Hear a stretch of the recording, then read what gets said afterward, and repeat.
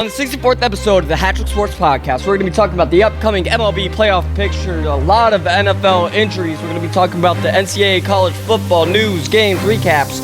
We're going to be ranking the top 5 sports to watch and ending it off with some Hall of Fame, yay or nays. But shout out to Prime Hydration for sponsoring this week's podcast. Roll it!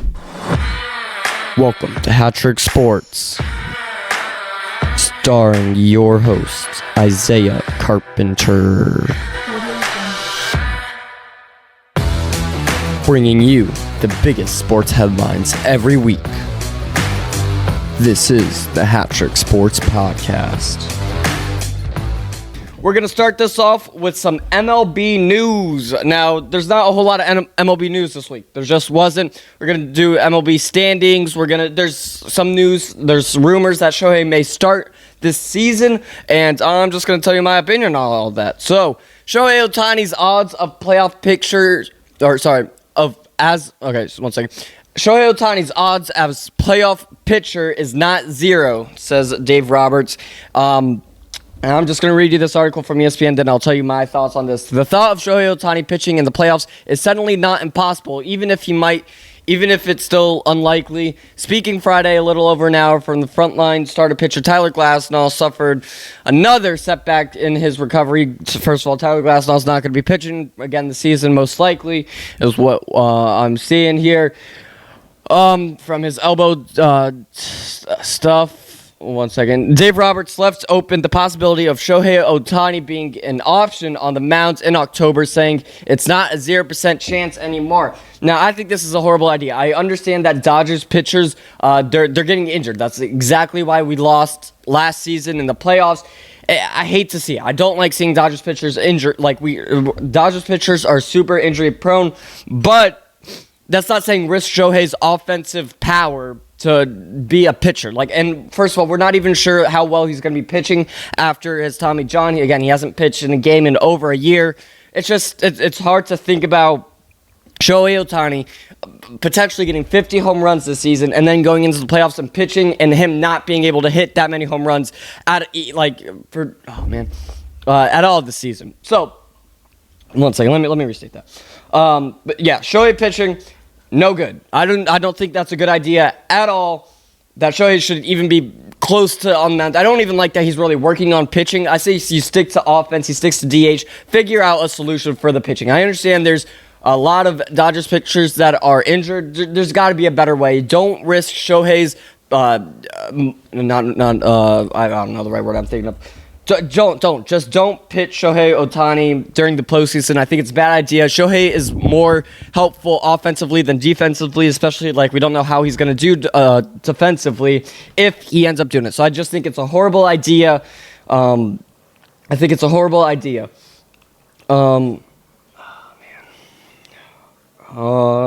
not worth the offensive risk. And yes, our pitchers are injured. Let's go to MLB standings. Let's talk about MLB standings. All right, we're going to go from each division. So in the AL East, the Yankees are finally taking a little bit of a lead against the Orioles. The Yankees are ahead by 2 games against the Orioles at the time of this recording. We're filming this September 15th. Yankees, again, 2 games ahead, and then the rest, the Red Sox, Rays, Blue Jays are 11 and more games behind the Yankees. They have almost no spot in the playoffs.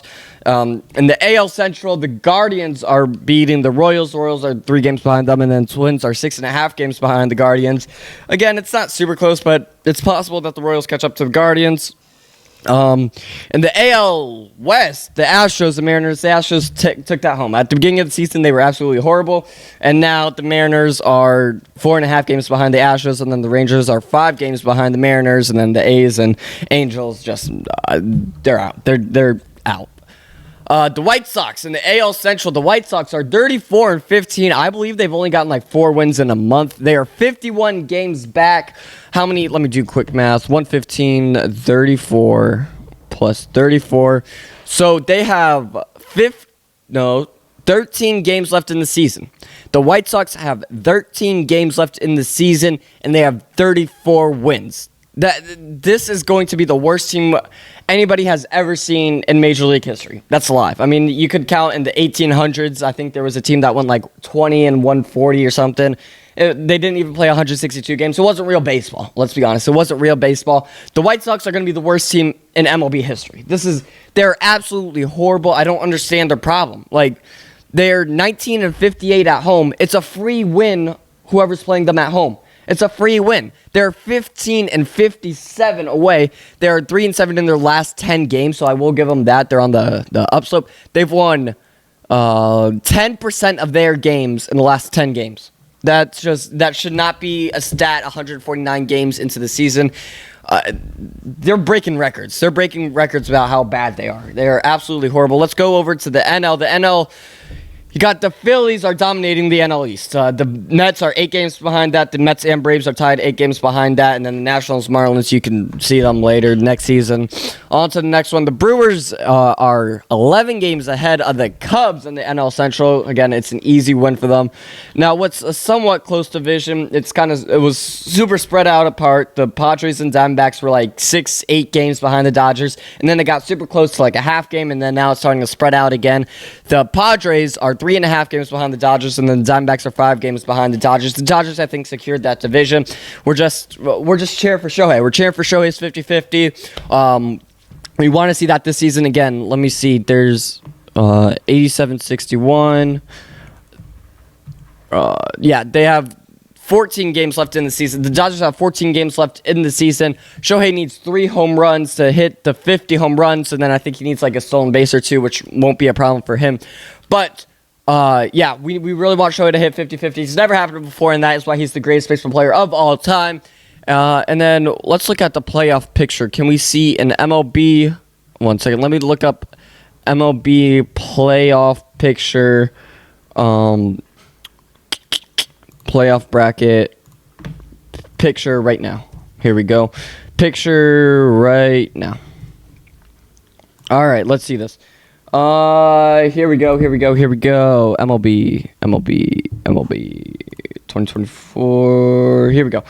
So, you got the Yankees, Guardians, and the Astros all are the AL leaders. And then in the AL wild card, you have the Orioles, Royals, and Twins. The Orioles in the wild card is actually quite absurd, just knowing how good they have been this season. It's just because they're in that tough division with the Yankees. But I think they're going to make their way through it. The Orioles may win the World Series this year. Don't put them against them, even though they're in the wild card. Now let's go to the NL side. Where's the NL? Here we go. NL leaders. You got the Phillies, the Dodgers, and the Brewers. I feel like it's the same 3 teams every year. And then you got the Padres, Diamondbacks, Braves, Mets in the wild card. I forgot one wild. No, I didn't. But yeah, in the wild card, the White Sox obviously at the very bottom of the AL list, and then at the bottom of the NL, you got the Marlins, 55-94. Now the Marlins would be considered a super horrible team if it wasn't for the White Sox, but now like it makes the Marlins look somewhat. I take that back. It doesn't make them look good at all, but they're not the worst team at 55 wins. You would think 55 wins, 150 games in the season is the worst team. Nope, the White Sox are at 34. Absolutely horrible. What else? I think that's it for MLB news. NFL injuries. There was a whole lot of there was a whole lot of NFL injuries this last week. We had week 1 a week ago. By the time this comes out, maybe 2 weeks ago. But a whole lot of injuries. Let's talk about Puka the Nuka. He could miss 5 to 7 weeks. The Rams wide receiver could miss between 5 and 7 weeks, depending on how quickly his PCL injury heals. Puka re-injured his knee during last Sunday night's overtime loss to the Lions and was placed on injured reserve last week. Rams head coach Sean McVay said it was possible that Puka could be sidelined the minimum 4 weeks that he is required to miss by being placed on the injured reserve. The Rams have their bye in week 6, so the earliest the second-year star could return would be in week 7 at home against the Raiders. So obviously he's on the IR. He's going to miss at least 4 weeks, and then the bye week's going to kind of mess him up. But maybe that'll give him an extra rest. Maybe he'll come back even better. But he did have, like I said, the PCL injury. I'm not sure what kind of PCL injury, sprain, tore, I don't know. And like I said, the earliest he could be back was week 7. And yeah, hope all the best. Obviously, I don't root for anybody being injured, but they are in the same division as the Seahawks, so that kind of helps the Seahawks. Marquise Brown, Hollywood Brown, Charlie Brown is going to miss the entirety of the regular season. Now, obviously, I think the Chiefs are going to make the playoffs, but he is going to miss the regular season. The earliest he would be back is in January. He had the shoulder injury where he's going to need surgery. And like I said, the earliest he's going to be back is mid-January. Chiefs wide receiver Marquise Hollywood Brown was put on an injured reserve Friday because of a shoulder injury that requires surgery. Not expected to play in regular season. There was a chance Brown could return for the postseason, but he is not expected back any sooner than mid-January. Chiefs coach Andy Reid said Friday that Brown was expected to sit out months, not weeks, because of this, I don't even know what kind of injury this is. Well, I can't pronounce it. I'll put it up on the board. Brown suffered the injury after catching a pass on the first play of the Chiefs' first preseason game August 10th against the Jags. He didn't play in last week's season opening victory over the Ravens, obviously, because if he's going to miss the entire season, why would he come back just for week 1? But the Ravens had appeared on track, whatever. But yeah, he's going to miss the entirety of the regular season. You hate to see it. Maybe he's going to come back. Maybe he's going to help the Chiefs in the playoffs. Or maybe he's going to come back obviously he's going to have a rest, but he's not going to be in the shape to play in the postseason. I think we'll get more into that in December, January, when it's closer of when he's going to come back, see how the surgery goes and whatever. Let's talk about the big injury of the week, and it's not even a huge injury. It's an injury. I don't know what you would describe it. It's no bones or nothing. Tua Tagovailoa, in his 3rd confirmed concussion of his career. Now, that's not including high school or wherever else you may have been concussed, but that play, watch it on Thursday Night Football. You think about a few things. Number one, you see Damar Hamlin. Every time you see Damar Hamlin, you think of, January 2nd? I think it was either January 2nd or January 6th. I think it was January 6th now that I think about it. But you always think about that when he went into cardiac arrest, not getting unresponsive on the field. You just always think about that when you think of Damar Hamlin. Then when you think of Tua, you think of concussions. Every concussion is one concussion closer to him retiring and having life-altering brain damage. I don't know what the technical term for that is. But so when you see Tua with his metal helmet, I think the plastic helmet, whatever, go into Damar Hamlin's chest, you think about 2 different aspects. You think about, number one, you think about Tua, obviously being concussed. You see his neck kind of snap back. You see all of his fingers doing every time he gets concussed. His fingers do like that weird, twitching thing. And then, obviously, him being propelled into Damar Hamlin's chest, which obviously he's had problems in the past. You just don't like to see that. Now, obviously, Damar Hamlin was fine, thank God, but Tua was not so fine. Now, I think this is it for Tua. He has $167 million guaranteed on his contract. I say you take that money and run. Like I said, he has had 3 confirmed concussions, and the newest member of Antonio Brown's network, CTESPN. And like I said, I think his career is done. I'm going to read you guys some stuff from here. There we go. 30-year quarterback finished the game. That's way down in there. But Dolphins quarterback Tua left Thursday night's game after sustaining a concussion in the 3rd quarter, his 3rd diagnosed concussion of his NFL career. Again, I think he did have a concussion in college too, so that might be 4 confirmed. But again, I'm not sure about high school or anything about that. There was no immediate timeline for his return. The injury occurred when Tagovailoa scrambled up the middle for the first down and made forcible contact with his helmet to the forearm of Damar Hamlin. Okay, it was the forearm. I thought it was his chest. All right, I take that back. But why is he not sliding? Quarterbacks are taught to slide all the time, prevent injuries, and he's on the 9-yard line. You're not going to score. I don't understand why he didn't slide. Maybe from the past concussions, he was not thinking right. I don't know. But I do think that I think he should be done. Obviously, he's young. He just got drafted a few years ago. Let me look up his age. He's 26 years old. He's got, again, probably a good 50, 60 years left on his life. I say you just, like I said, your whole family's good for life. Your extended family, whatever. Everybody's good for life. You have $160 million guaranteed. You just take the money, you go back to Hawaii, you live on a beach, and hopefully not die in 20 years from all this brain damage. I don't see how he could play. I don't see how he could play again in the future with all this.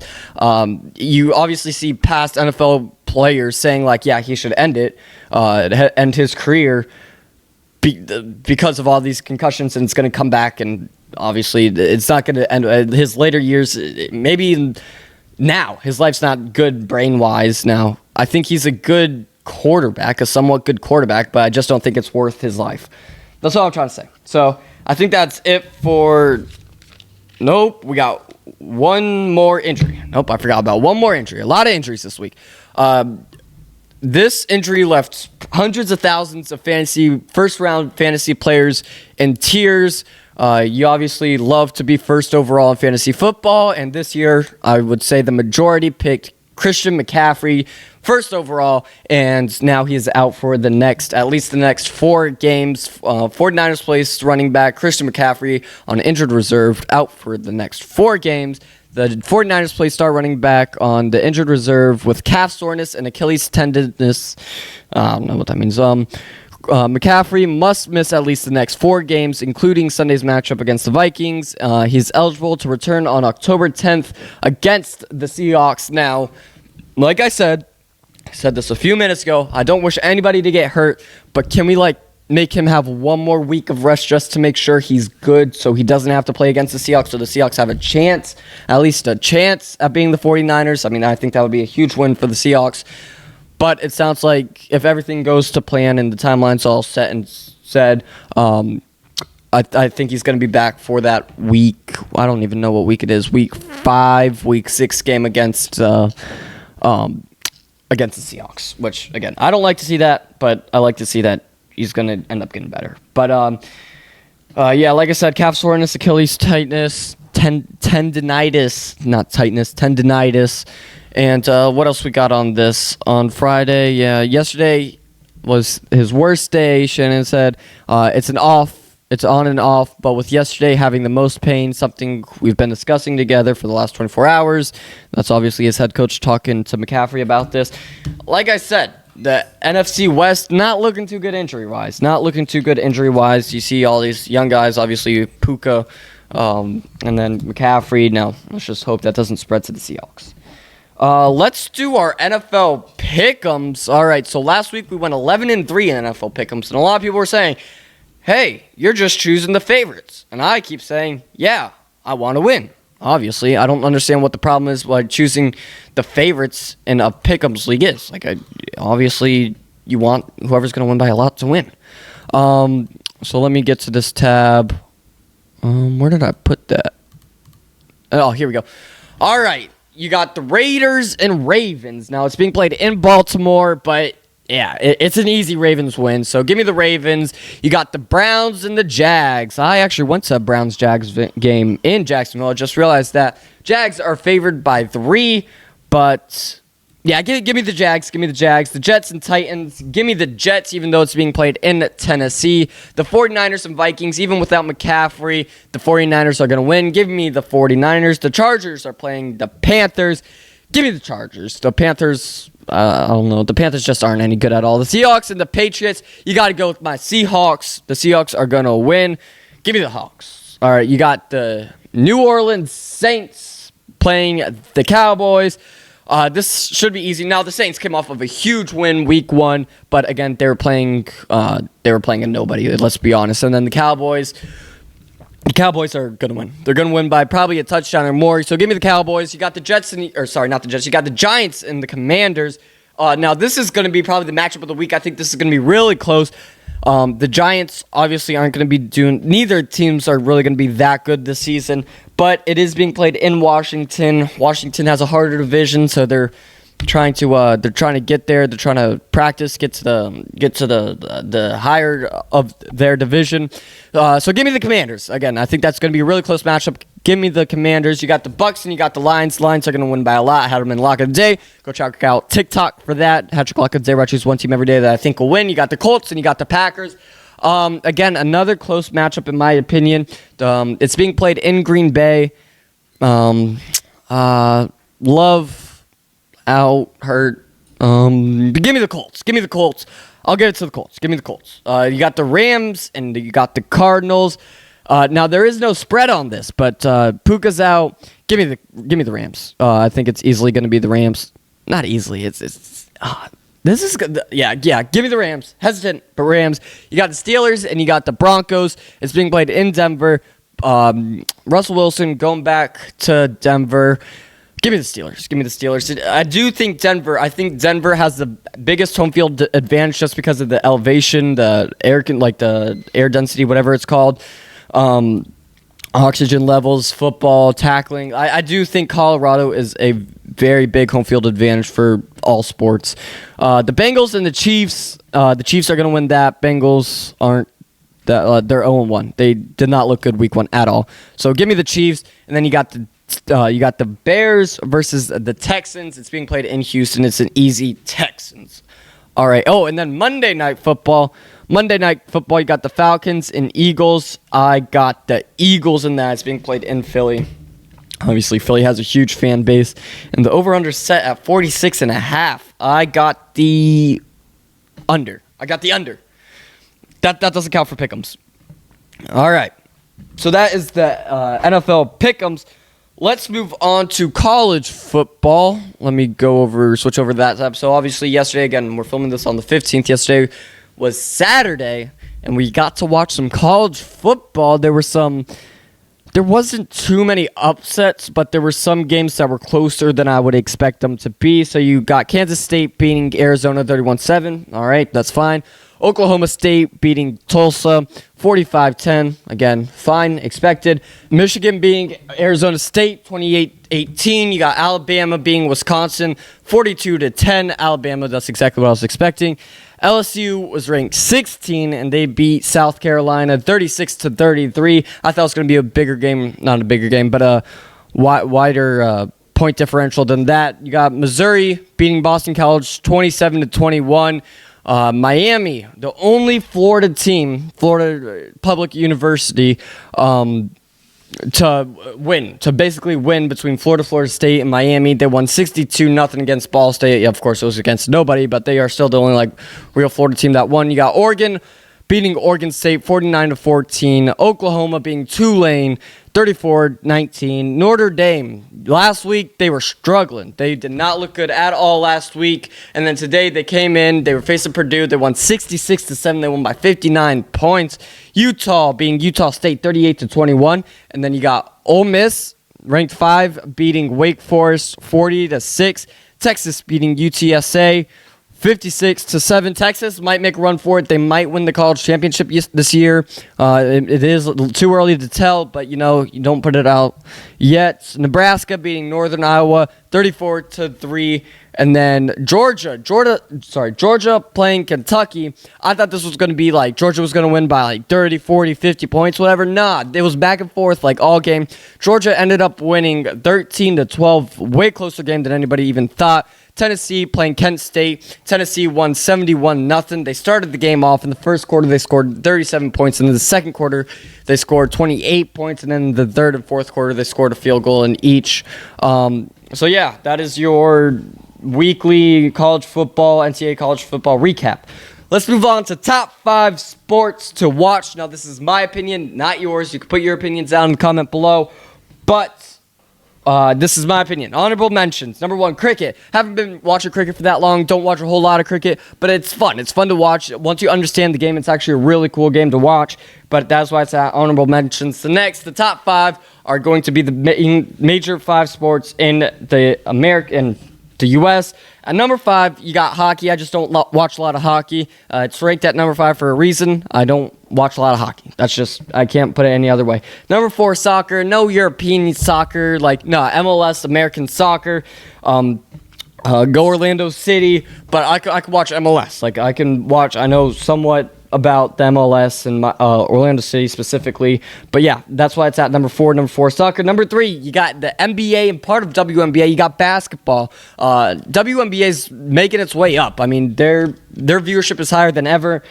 And yeah, basketball is just fun to watch. It's at number 3. You got these big guys like LeBron, Curry, Durant. These guys that you want to watch are fun to watch. At number 2, every Sunday for about 20 weeks of the year, you get You get football. You get NFL football. So fun to watch. It's just one of those things, like it's every Sunday. It's Thursday, Sunday, Monday kind of thing. You just know that there's always going to be football on for, again, those few months. And then at number one, again, you don't have to start the booings now, but at number one is baseball. The MLB, I could watch the MLB all day, every day. Baseball is just a fun sport to watch. You really got to understand the concept of it. There's so much little stuff that you could pay attention to. Like, people say it's boring. It's really not boring if you pay attention to the little parts and understand the parts of baseball that are actually really fun to watch. So that is my top 5 sports to watch. All right, let's move on to my favorite segment, Hall of Fame. Yay or nay? All right, Hall of Fame, yay or nay? You got Juan Soto. Now, he's only 25 years old. He's too young to be in the Hall of Fame, let's be honest. He's only been playing for 7 years. He has a career wins above replacement of 35.8, over 3,200 at-bats. You got over 920 hits, so almost 200 home runs. He's at 199. The next home run will be his 200th home run. Career batting average of 284. Would like to get that up a little bit. 643 runs, 584 RBIs, 56 stolen bases in his career.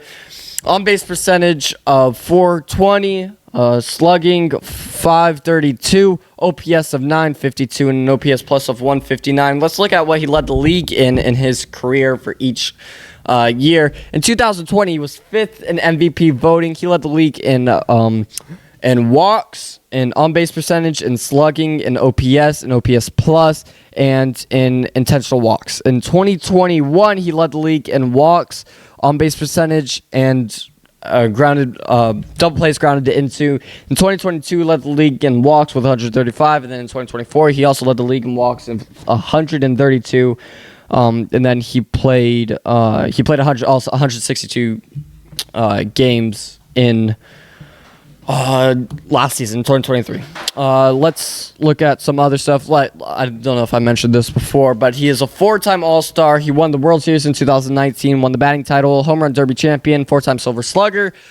He played for the Nationals, Padres, and now the Yankees. Maybe the Dodgers. There's some rumors maybe that he might go to the Dodgers. I don't really want him, but if we get him, I won't be mad, obviously. But yeah. That is Juan Soto. Now, does he belong in the Hall of Fame? Not yet. Now, this is a not yet. This isn't a done deal. This isn't a done deal yet. This is what I need for him to do. I need him to play at least 3 to 5 more seasons, good seasons. I need him to get his batting average up to at least a 290, 295. I would like to see it at 300. I want him to win one more major award, whether it's a home run derby champion or a Silver Slugger batting title, whatever he's got to do. He needs to win at least, not win, but be at least at 2 more All-Star games or select. I would like him to win another World Series, and if he does all that, I think he deserves to be in the Hall of Fame. But not yet. He's 25 years old. He's too young. He's only played 7 years. Give him some time, but I think he will be a future Hall of Famer. So, I think that is it. So, thank you guys for watching episode 64 of the HatTrick Sports Podcast. You can listen wherever you listen to podcasts, including YouTube for all the visuals. You can follow us wherever you find us on social media, TikTok, Instagram, YouTube, Twitter. Check out shop.HatTrickSports.com for all of our merchandise, also available on the Shop app.